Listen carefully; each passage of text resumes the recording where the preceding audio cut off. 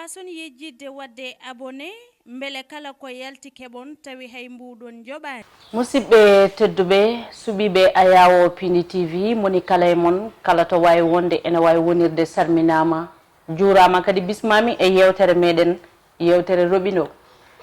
no mbaɗirɗen kala e saaha yewtere nde mbaɗen invité neɗɗo mo ganduɗa taw kadi dillata koye meccal ngal ganduɗa koye ɗemgal muɗum tigui muyni woni pular ko ɗum ɗo noon saabi caggal nde bismiɗen ɗo henna yimɓe hewɓe ɓe ganduɗa taw kadi ko mantinaɓe e nder gollal mumen hande eɗen jogui weltare bismade o mo ganduɗa ko kañum tigui woni Ibrahima Gueye ɓurɗo andirede MC Mody mo ganduɗa kañum ne dillata koye fannu rap musidɓe tedduɓe ha hande onon welaɓe ayawo Piindi TV ala no mbatten so wona cuuten konngol men parnene o mo ganduɗa kañum tigui woni MC Mody o wawa salmotirde bandiraɓe ɓe kono kadi o wawa salmotirde e rendo wimi e wima men ko adi yimɓe enen naata e yewtere nde no gowno wadde kala e saaha MC Mody a salminama a juurama a bismama kadi e yewtere meɗen roɓindo assalamu aleykum bandiraɓe yeɓiyankoɓe Piindi TV to mbawɗon wonde aduna on calminama on juurama on beltanama no wirni ko Ibrahima Hamidou Gueye ɓurɗo lollirde MC Mody artiste rappeur animateur mo ganduɗa kadi ko jiɗɗo leñol pular donc ko weltare mawde arde men e Piindi TV so neɗɗo nani Piindi kam Piindi wonko fiindi te hande hakkude moɗon MC Mody mo gandudin Piindi holko no woni nde wonno lekki so ala Piindi wawa wurde te Piindi ndi ko Piindi leñol men donc mi wiyat tan mba mbeɗemi ɗo henna ha yeeso mba MC Mody en naati e bunni mundi yewtere meɗen roɓindo MC Mody kalna yimɓeɓe holto puɗɗiɗa holto paaɗa e hol kadi golle ɗe no jaari eyi bon MC Mody ko suko jeeyaɗo wuuro no wiye ƴella ƴella ko Dane Maayo ko région de Matam département de Kanel MC Mody ɓami yidde rap guila 2005 kono fuɗɗi wadde rap muɗum walla fuɗɗi nadde dillude musique ko 2007 noon hato gonɗen ɗo ene witta ene yiilo ene winda haydara gasani kono mo fukkani foftani 2007 ha hande eɗen hen toon tigui rigui mo fukkani foftani MC Mody on woni Ibrahima Gueye kanko noon musidɓe tedduɓe o holliti 2007 ko nden tigui o fuɗɗi carriére makko ha faade joni o suwa taw yaltinde album an holko saabi caɗele ɗe ɗon eyyi bon caɗele ɗe kam aɗa andi album won saaha mo ɓurno yiɗede e ko jiiɗa e ɗiɗo saahaji sahan nden sa woni nalanki sa helni album ko heewi aɗa wawi hen dañde hande o yama taw album wawa waɗande yimɓe ko jiiɗi ko waɗanede walla ni mi wasi yettade toon foof mi wiya yontani kala ko yonti weeɓat woni hollum sa woni nalanki pullo pour mbawa hebde puula gonguire gonga il faut bitta binda jiiloɗa mbasa heppude nde wonno so tawi a heppani ma waw addande fulɓe ko jiiɗi ko sa fini tan yaltini album ɓe pamani est ce que kamɓe paami rap saaha ɓe gaddani album rap ɗum taw woni caɗele ɗe ɗum min goni wittude duuɓi ɗumin goni ɗi hamin jiilo kono inchallah mbeɗa andi en tant que nalanki il faut jogoɗa identification goto jogoɗa album so yiiɗi o wasa addandema haydara mais janggo so histoire des albums ne limte wiya MC Mody dañin album enen hakkillaji amen min keppanani ɗum kono min banggam mbiyam tan ko yontani taw mais hamin hen inchallah yontani ko yonti foof weeɓa MC Mody ko wona ɗum ko rap sen ƴeewi wona ɗo e Sénégal jibina kono hande enen ɓiɓe fulɓe eɗen kutoro ɗum nden haade ko additi hande ko yiyete e nder jimri rap wonno komi yiya ko welani kam e nder leydam mi immo mboɗo jogui voix am ne woodi ɓe ganduɗa hayso tawi ni eɓe mbawi haalde ɓe dañata possibilité no ɓe kaldire rendo ngo ko onon gonno ɗo la voix des sans voix woni hollum ƴeewon ko ganduɗa yaadani e leydi ndi mbaɗon ɗum yimɓeɓe e keɗo mbaɗon ko wiyete e tubankore révolte ɗo ganduɗa hande en goɗɗani hay seeɗa dawrugol 24 février ko joni joni tan ara so allahu lamɗo jaaɓi en ji ko ɓoyani ko mouvement yanamar ɓe jaltini ɗum ko ganduɗa kañum woni say ɓe pewni ɗum e hoorejo leydi ndi Macky Sall en tant que rappeur holno jiiruɗa ɗum eyyi bon aɗa andi kam rap so wiyama rap tan ndo fuɗɗi nde en états-unis e ndo ari ɗo nde goto foof won réalité mo wuuri hen Amérique naaɓe won réalité mo wuuri kërgi kuruɓe mbiɗa ɓe ɓen won réalité moɓe guuri MC Mody won réalité mo wuuri politique les politiciens sont des hommes comme nous ko yimɓe comme no meɗen ni ɓe jogui ko suwaji ɓe jogui ko yidde min hooram mbeɗa jogui son mo ganduɗa mbeɗa rewidi lamɓe Sénégal 1960 ha 2018 eyi après mami arende ɗon toɓere aɗa andi ɗum ɗon noon min mbiyami yiyandam tan yama taw koɓe ɓurtinde saabu saɗa haalda e kilifa kala ko ganduɗa ɗum ɗo sa haalni ɗum bamma metti wiyete ka bonde neeti a fota haal ɗum bamma goɗɗo kono noon yama taw ko yiyande mabɓe ko ɗum ɗon woni concept mabɓe kamɓe nder hip hop mi wattaɓe hen critiqué mbawa wiide ɓe tan ko yoɓe yimɓe pamirɓe noɓe ƴettiri ni ganda exactement ko saaha mum yonti nde saaha mum arani nde haalaka mbasa nanguiri ɗum kadi affaire leñam ko kaari wini kaari wiridani kala ko neɗɗo wawi wadde aduna nan ɗo henne te artata ko hay teppere muɗum voilà min ko ɗum an est ce que wona ɗum ɗon hokkuma pellital e cuusal mi yi ko ɓoyani a yaltini son mo ganduɗa single kesopul mbiɗa ɗum gouvernement est ce que wona ɓeɗon kokkuma cuusal e pellital yaltinde gouvernement aɗa wiya du Senghor du Macky Sall eyyi bon ɓen kam ɗo ɓe mbaɗi inspiré ɓe pari nde min taw mi waɗi inspiration mi gayni heddi noon yama taw aɗa andi hunde ko escalier ji yama escalier moɓe goni o ɓuuri am towde saabi ɓe guidi kam tinede kono kam min mi waɗi ɗum guilɓe cuwataw yaltinde ko heddi ko min kamɓe ɓe kaldi koye Macky Sall min mbimi ko gouvernement du Sénégal 1960 2018 0 président holko saabi haydara ala ko wayli voilà par ce que mbimi hen ko du Senghor du Macky du Abdou du Soppi ñun ñu ngi won ñaan wallu munuñu noppi Sénégal du Dakar rek ubbi leen noppi ñun dañu new doole munuñu noppi sa wi e nder soma Sénégal to Dakar rek wayata kono kamɓe fof e heɓɓe laamade ɗo leydi Sénégal kamɓe ko Dakar tan ɓe pewnanata ko Dakar ɓe toppiti ɗum ɗon saabi mbiɗa Sénégal du Dakar Sénégal du Dakar rek ko konngol ngol ganduɗa goto fof ne wawi yiiden hoore mum saabu sa ƴeewi lamɗo men oɗo Macky Sall gonɗo ɗo ene pouvoir o Macky Sall ndo waɗata ele campagne muɗum en 2012 Bosiyaɗo ari haɗum jeeya luɗum autoji muɗum fof yeehi Fouta o yi lawol ngol mais alors ƴeew hade Macky Sall taw ƴeew Senghor no wonno ɗo nde ko wonno ɗo ko waɗi ɗo hay goto wiyanimo séréer walla bambara Abdou Diouf ari wiyaka Jolfo a faami Abdoulaye Wade ari wiyamani mais non wona jingol gomo ɗo yidde ay Macky Sall ɗo ere nde watti wiyede pëlbi ɗum saabi mbimi ñun dañu new doole mënuñu noppi am nañu jafe-jafe ndax remplaçant Soppi lu tax ñu am jafe-jafe boobu parce que ñu ngi gis président bi pël la e ɓenen jeeyi oɗo président ko pullo te alors que en dañino président ji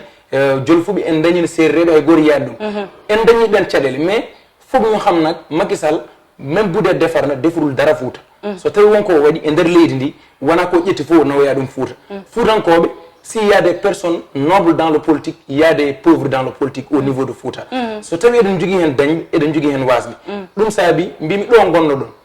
woto jejjite ɗo gonno ɗon moƴƴine gonka moon so besin gasi dañon kaɓɓon kaake moon dañon to garta an wadde somi faami single o fandare nde ko waylude ɓe ɓe ganduɗa kañumen goni gonka horejo ko horejo leydi actuellement gonɗo ene ko Macky Sall fandare makko e single o ko yo wattu haqqille ha no hannirta ni hande nde reedu Fouta te ko waɗa Fouta ko guila Macky ko waɗa Fouta ko Macky ko laami nde tan ko ɗum ɗon Foutankoɓe keeɓi gati hande sa naati hande nder Fouta changement kewɗo waɗi toon waylo wayleji kewɗo waɗi toon wadde an sa waɗi oɗo single farni ɗum e Sénégal nam min ene jahlam seeɗa bon ene wawi jawldema par ce que aɗa andi jimol pour ngol wawa findinde il faut ngol tindina jimol so waɗani compliqué ala ko nafata il faut jimol wiye min mi famani ɗum mi famani ɗum ɗum woni ko jinnomi natandema nder saabu mbiɗa heewi wiide jimol so tindinani jangguinani ngol jimol andinani te kadi hettiyankoɓe jimoɓe ene woodi hen ko hettoroɓe kono gona famoɓe ene woodi hen ko hettoroɓe kono kadi ko famoɓe sa ƴeewi mi wirani pour wadde défendre Macky Sall ala jimmi andinde yimɓe ko yooɓe gandu Macky Sall et tous les présidents kam fof koɓe gotum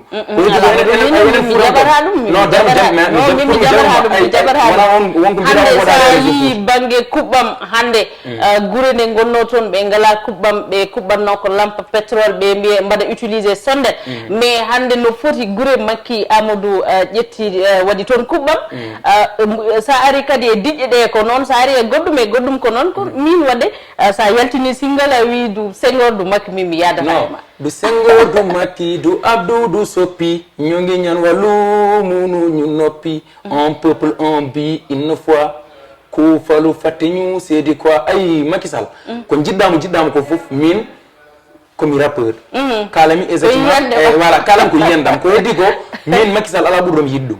ɗo min mi haala ɗum mi yiɗani haala ɗum hay nokku ni kono noon sa yi mbiɗa haala ɗum noon ko yimɓe gandu gouvernement ko état o ene woodi ko ganda ɗum koɓe wawɓe wadde ɗum ene woodi koɓe mbawa wadde donc yimɓe ay ko mbiyata wonko waɗa Fouta ko wonko ganduɗa hawri koye oɗo jamanu won jamanu mo wonanno Fouta waɗan ɗon dépassé donc pour noon ɓe mbawa wattude goɗɗum walla ɓe mbawa anda no foti combien de projet Macky Sall waɗi inauguré e nder leydi he hol inauguration mo jiiɗa Fouta heɓat gueɗal muɗum heɓat gueɗal mum to heeɓi ni gueɗal mum fuutankoɓe keeɓi gueɗal mabɓe kalta ko kamɓe ɓe keeɓi non ɓe keɓani mais mbeɗa andi kam a yi RTS à chaque fois yetne waɗe inauguré Dakar waɗe Mbour waɗe ɗum mais a meeɗa yiide inauguration goto mais laamu ko noon yimɓe ɓe fof mbawra hebdude lawol gotol ɗo ɗo gonɗen o mono foɗodire e deuxiéme mandat ene wawi so ɗum ɗon ari so Allah lamɗo jaaɓi fuutankoɓe keeɓa gueɗal mumen ɗum ala hay caɗele goto ene wawi ɗum tagui wadde minen min mbaɗa sensibilisé pour ɓe mbawa famde somin dottiɓe keeɓa ñamde par ce que kanko haalaka mbeɗa heewi wiide so wandu woni journaliste rewandu woni ministre ɓulunde dirige liste dombour yaforo on piste wonko ganduɗa heƴata wonko gueɗe kewɗe ganduɗa kejjata e haqqille goto holɗum saabu ko yonma ko yonanima ko yoni goɗɗo ko yonani mais jimmi wi tan ko yoɓe gandu Sénégal yimɓe jiidi yumma e baba jadata ha suudu kaaba politique ko politique tan ay politicien so wari galle mono mo ƴeewa debbo en tant que président ɓe natti wiidamo cubballo ɓe mbiyatamo ko ɓi président o donc wora ɓe nanguir o ko cubballo walla o ko jolofo walla o ɗum ɗo politique des ethnies ɗum noon moƴƴani e leydi saabu sa ƴeewi hannde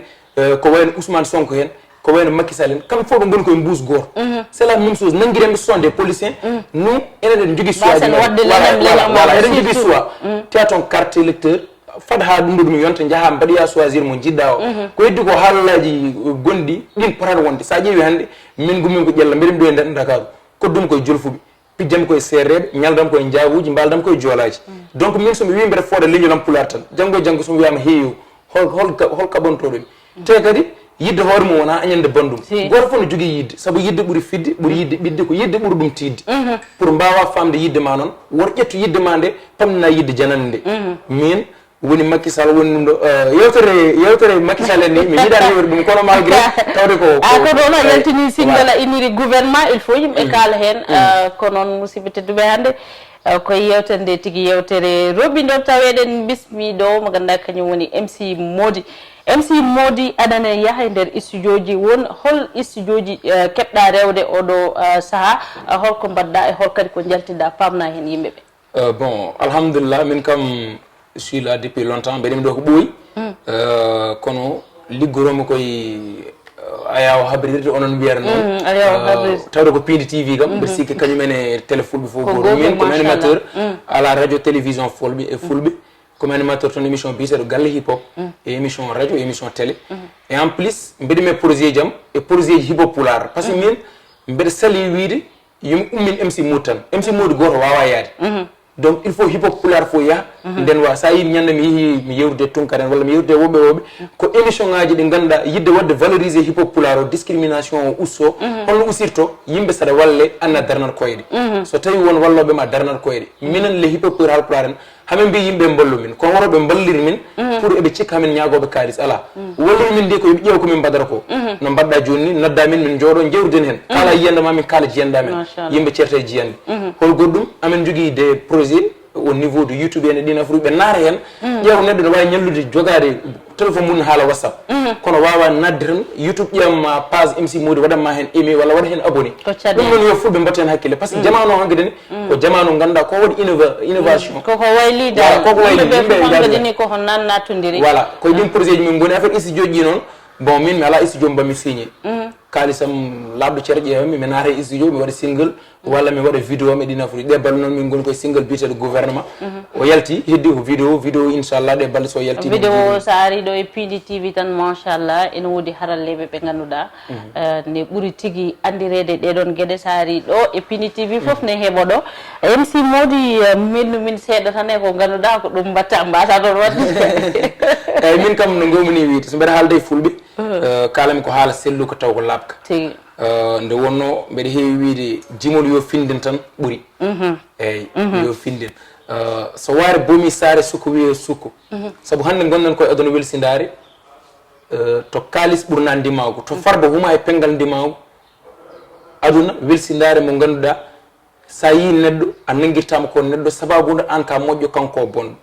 ɗum saabi jooɗi mbimi neɗɗo yalta e neɗɗo a yi no wayi hawnade hande so neɗɗo hokkama hoore mum ñande kala ɓeydo yawnade innama de ɓuuri hunde fof hawnade hanma hande rufoya hokkuma janggo daroɗa haltoya ndeke neɗɗo uuri ko seeɗa ene murta sene meeɗa ene ɓurta kadi sene ɗeeɗa woto yejjide neɗɗo ko anda masko ɓenna tesko sifaji neɗɗo noon keƴani texte o bonɗe moƴƴi mum jikkuji limotako weltare metti mum hayso famɗi yimotako neɗɗo wuuri ko anda ma yattinta so gonga ma gasani bandam holko penta neɗɗo ko yiilade e windude diilade e tindude ɗum tagi neɗɗo meeɗa timmude ƴeew neɗɗo ne ɓila ne ɓilta ene daro ne filta way kono ƴiwone ni ne toɓa ne silta neɗɗo hande huula faaya janggo toɓa saaya farno kadi ñawa maaya neɗɗo farno e photo sorno e oto mawnikino e moto woto yejjit baaba hirsani hersani Allah lomtinno longtani wonti jawdi neɗɗo fota fuyde hayso dañi jawdi neɗɗo wona tew wona ƴiƴam neɗɗo ko hakkille ɓowngu ala tew wala ƴiƴam kono saabi arkille innamaade no way fof usti dille neɗɗo susdata huldata sahaji fof e aduna ɓuɓdata guldata hunde fof e aduna ko saaha yirlo jiya ko ɓowɗi ko ko daha irlo giwa hewɓe jiyam si modi kawa kono ko haqqille jonɗo ɓurɗo ɓe mbimi wawa min komi donɗo woto ƴettu jiyam cawa irtu keɓa nder so yidde dardia suusa conotinno fe dilli garba baba jimol ngol wel enen fof fulɓe ken yonta ma public men tinno ɓerɗe bonɗe ɓe longta ɓe mbasa wiide sinno hakkude men no yoori ene feewi donc so mari Piindi TV ko coftal mbeɗa yiiɗi haalde ko heewi mais malgré no wayni tan machallah heɗa yeeɓiyankoɓe ayaw Piindi TV ko MC Mody tigi yimɓe bismino e yewtere nde ina wayno waktuji ɗi nana doga dartaki ɗi gasi ha laaɓi mi sikku ngol ɗo konngol so tawi neɗɗo ngol ɗo jimol ma so tawi tigi neɗɗo yiiɗi wonde neɗɗo mo ganduɗa battuɗo fulla e fayida e hoore muɗum ina wawi hettadema gadi e nder jimol ngol ɗon ko wajju bolo bolo konngol ma cakkitingol ko additi eɗen mudde yewtere eyyi bon min kam ko yafnade renndo ngo foof so tawi mi haali kene gagna sabu aɗa andi neɗɗo noon wona yeeso caméra tan ne haala taw anda ko haalata ko wonmo tampini wona ɗum woni sago meɗen ko yidde rendinde yimɓe foof goto kala accide e yidde muɗum eyyi sa mofti yidde ma goɗɗo mofti yidde muɗum ñande joɗɗo ne boto jaltin ɗon fof e dinguirel he goto foof ma addu yiyande muɗum mbawa famdire fulɓe noon ko rimɓe fulɓe ko leñol dimɗugol hay goto woto funtu en saaha mo gonɗen o ko saaha musde ko mettuɗo kono pulago ko ndimago gonguide e gonga yooɓe toppir ndimago ngu kala garɗo ne yiiɗi funtude en yoɓe ƴeew funtude ɗum taw kañum funtaniɓe saabu eɗen gandi won waktuji jontoji tan e yimɓe fof ko hokkomtere calluɗen homtere ndenten jiɗodiren leñol ngol yaaha yimɓeɗe andi exactement ɗo e duuɓi ma yimɓe fof gandu holko fulɓe gummani te kadi mbeɗa waɗa lancé message au niveau de Mali non au massacre des Peuls au niveau de Mali neɗɗo wona dammowol sakane layye ene hirse yoɓe dartin ɗum foti yonde voilà kalto pullo woni mi salmini mi juurima mi ñaagui mi yaafu iranno ngo fof machallah ha musidɓe tedduɗi yewtere nde haadi ɗo tigui ruuɓindo ha saaha goɗɗo ina ɗo e présentation salamata joom wondude MC Mody en jetti kadi ha hande karalleɓe meɗen Samba Diop nde Fatou Masali wondude Moussa nde tawno so wona kamɓe haydara ala ko yuɓata musidɓe tedduɓe on jarama yewtere meɗen ruuɓindo haaɗi ɗo ha saaha goɗɗo